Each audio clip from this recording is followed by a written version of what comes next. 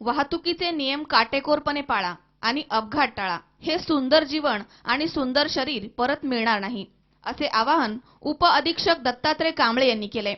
वाहतूक सुरक्षा फलकाचे अनावरण प्रसंगी ते बोलत होते. शेवगाव येथे क्रांती चौकात शेवगाव न्यायालयाचे न्यायाधीश सतीश परोशी, सरकारी वकील दीपाली मनकेवार, पोलीस उपाधीक्षक दत्तात्रय कांबळे, पोलीस निरीक्षक सुरेश सपकाळे, सहाय्यक निरीक्षक बाळासाहेब चव्हाण, वकील संघटनेचे सुभाष लांडे, कारभारी गलांडे यांच्या हस्ते वाहतूक सुरक्षा फलकाचे अनावरण करण्यात आले. सध्या रस्ता सुरक्षा अभियानाचा कार्यक्रम सध्या चालू आहे पोलीस दलाच्या वतीनं.